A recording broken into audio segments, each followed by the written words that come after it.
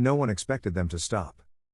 The migration path had held for generations, from the high ridges where the wind stripped bark off pine trunks, down into the wide, flat valley where the snow melted early and the grass came up fast and sweet. The elk knew this land better than maps did. Their hooves had drawn it long before roads came. They moved by memory. By instinct. By a rhythm that pulsed deeper than seasons. But this time, they stopped. 57 elk. Led by an old bull with a left antler cracked near the base, a scar from a fight no one had seen. He stepped to the edge of the valley ridge, looked down. And held. His breath visible in the still air. Ears forward. Eyes hard. Behind him, the others waited. Not restless. Not panicked. Just still. From the ranger station 2 kilometers upslope, the movement, or lack of it, was noticed quickly. Cameras fixed on the herd, expecting the usual descent. But the frames remained unchanged. The herd had drawn an invisible line. And none of them crossed it. The snow in the valley below looked normal. Soft, even. Slight crust from last night's freeze, but already brightening under the low morning sun. No sign of predator. No avalanche risk.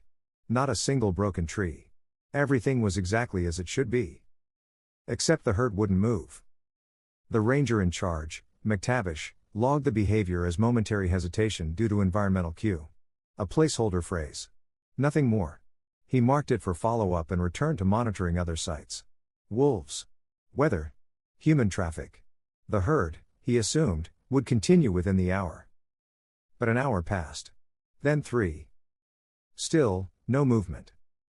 McTavish dispatched a drone for a closer look. It swept low over the snow, engines barely audible from the ridge. The elk flinched, but didn't scatter. They just watched it. The bull never broke his stance. Never turned away from the valley floor. When the drone passed the threshold, the line they would not cross, the camera briefly glitched. Not broken. Just blurred. One frame missing. And when the feed came back, nothing had changed. Except maybe the snow. It looked softer now. Or maybe thinner. Maybe hollow. But only for a second. The drone returned. The herd remained. And the valley below waited, silent as breath drawn in but never released. Snow absorbs sound. That's what the textbooks say. It dampens high frequencies, blurs impact, swallows footsteps. Snow makes the world quieter. But only when it's just snow. McTavish began noticing it 2 days after the elk stopped moving. He hiked to the edge of the valley on foot, not with machines, wanting to feel the snow under his boots. He wanted confirmation. That the land was what it looked like, familiar. Safe. Passive. But when he reached the ridge, he paused. And listened. The sound wasn't absent, it was wrong. The snow didn't crunch beneath him. It didn't squeak, didn't shift like it should. It rang. Faintly. Hollow. As if each step echoed inside something much larger. Like the snow wasn't resting on earth, but stretched across something else. He stopped walking. Held his breath. He heard a wind he couldn't feel. Far below, muffled and strange. Not a storm. Not ground shift. But a slow movement. Like the air inside an enormous, unseen chamber turning over in its sleep. He crouched and touched the surface. The top layer was normal, granular, half-melted crystals refrozen overnight. But an inch deeper, it changed. Denser, colder, almost oily to the touch. As if the snow had been pressed upward, from beneath. He pulled back his hand. A nearby jay called out, sharp and bright. It startled him. Then silence again. Not peaceful. Expectant. He turned to look at the herd. Still on the ridge. Still waiting. No movement. One cow raised her head slightly. Not at him. Past him. Toward the snow. She didn't blink. McTavish stood up slowly and scanned the valley again. Still nothing. No drifts, no cracks, no sign of melt. Everything looked textbook perfect. But the sound. He clapped his gloves once. The echo didn't bounce. It sank. Like it had been pulled downward. Prodolgium's Chapter 3, Prints that didn't match the herd? 3 days after the herd refused the valley, new tracks appeared. Not elk. Not wolves. The snow had been clear the night before, McTavish confirmed it via drone footage and satellite overlay. The surface had been smooth, windless. No footprints. No disturbance. But that morning, just after sunrise, prints emerged near the southern edge of the valley floor. They were faint, but unmistakable. A trail of deep impressions, 23 in total, crossing from one shadowed tree line to the other, in a perfect arc. Each print was roughly round. Flat-bottomed. No toe marks. No claws. Too large for coyote. Too soft for hooves. Too clean for snowshoes. They looked like pressure stamps. Like something wide, smooth, and weight distributing had stepped gently onto the snow and then vanished. McTavish knelt beside one of the prints with a probe rod. He expected to hit firm pack at about half a meter, standard depth for this time of year. But the rod went deeper. Past half a meter. Then 70 centimeters. Then a full meter. Still soft. Still snow. No bottom. He withdrew it carefully and pressed his gloved hand to the edge of the track. No melt. No scent. But the snow felt colder than the air around it. Sharper. Like whatever had passed through it had left absence, not heat. He marked the prints with biodegradable flags and hiked back to the ridge. The elk were still there. Still waiting. The old bull stared toward the south tree line, where the tracks had disappeared. McTavish felt a pressure behind his ribs. A question he couldn't name. Back at the station, he replayed the drone footage again. Time-stamped. Clean. No wind. No drift. No entry. No exit. The prints had simply appeared. As if something had risen through the snow. Walked. And gone back down. The drill wasn't meant for this kind of snow. It was designed for glacial ice, shallow cores to study melt patterns and carbon traps. But McTavish borrowed it anyway, loading the portable unit onto a sled and pulling it by hand to the edge of the valley. He chose a flat zone, one untouched by the strange tracks. No slope. No drift. Just smooth snow, about 200 meters downslope from where the elk stood, still refusing to descend. The drill buzzed to life. Light, precise, almost delicate. At first, everything seemed normal. 10 centimeters, light snow crust. 25 centimeters, coarse grains, compacting steadily. 40 centimeters, beginning to stiffen, like it should. 60 centimeters, suddenly. Nothing. The core fell inward. No resistance. McTavish stopped the drill. Withdrawing the bit, he inspected the cut, clean, cylindrical, but the bottom third was missing. Not broken, just absent. The drill had passed into empty space. He dropped a sensor probe on a tether. It slid easily down the shaft. At 70 centimeters, it registered snow. At 74, it registered air. Not gas. Not steam. A void. Roughly spherical. 1.5 meters wide. Below the snow. He moved 5 meters to the side and drilled again. Same result. And again. By the sixth hole, a pattern emerged, hollow pockets beneath the surface, distributed in a spiral grid, perfectly spaced, perfectly shaped. Like something had grown them. Or placed them. Carefully. Intentionally. They weren't natural melt. There were no upward bulges. No surface cracks. The snow above was pristine. As if it had never been disturbed. He sent a microphone down one shaft, turned the gain up high. At first, nothing.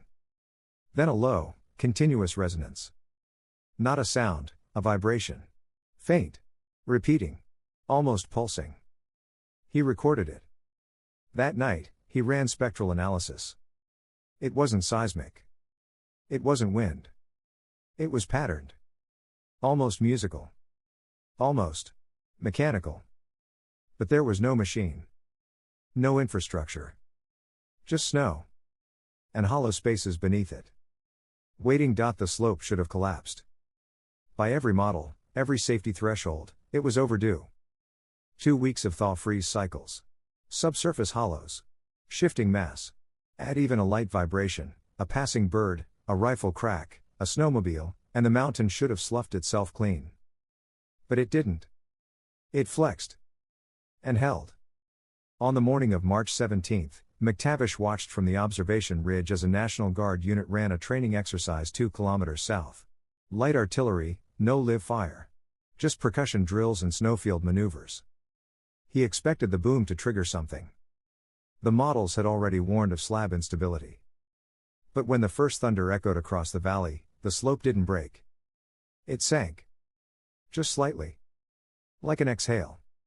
Not downward collapse, but inward settling. He recorded the whole event, wide-angle drone footage, heat maps, stress telemetry. All sensors agreed, there was movement, but no failure. No cracks. No avalanche. The snowpack folded. Bent unnaturally. And returned to stillness. Like it had absorbed the pressure. Or anticipated it. That night, McTavish ran the slope footage through terrain modeling software.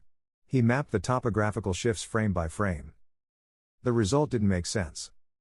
Instead of strain lines forming downward, into the valley, the stress vectors curled inward, toward a single point. A central depression, shallow but mathematically impossible without visible collapse. A fold. A draw. Like something beneath the snow had adjusted itself in response to surface sound. Not randomly. Reactively. The snow wasn't just passive mass anymore. It was behaving like a medium. A surface layer stretched across something deeper, something that didn't want to be seen, or disturbed, or known. And somehow, the slope understood that. It didn't fall. Because it was already becoming something else. It was just one elk. A young cow, maybe 3 winters old, slender and sharp-eyed.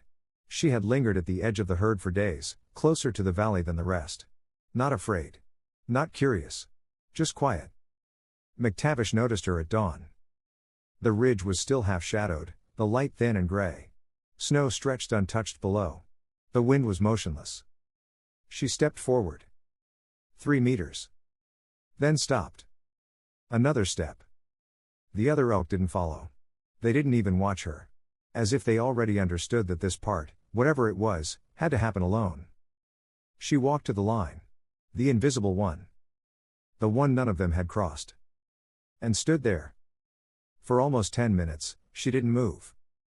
McTavish watched through binoculars, holding his breath without meaning to. Waiting for her to go forward. Or back. Or bolt. But she didn't. She turned her head slowly. And looked up. Right at him. From over 200 meters away. She looked through the scope. Through the ridge. Through the station. Not with fear. Not with accusation. But with understanding. As if to say, you heard it too, didn't you? McTavish lowered the binoculars. He couldn't explain the pressure in his chest. The way the air suddenly felt heavier. The way his breath clouded harder than before. When he looked again, the elk was gone. Not back up the hill. Not down into the valley. Just gone. No tracks. No movement. The others didn't react. They just stood, as they had for weeks, waiting. Spring came early. The sun began to stay longer in the sky. The snow thinned. Meltwater trickled through dry stream beds. Birds returned, tentative and too loud. The trees budded. Cameras fogged from condensation instead of frost. But the herd remained. 56 now. Still on the ridge. Still waiting. They no longer looked restless. They no longer stared into the valley.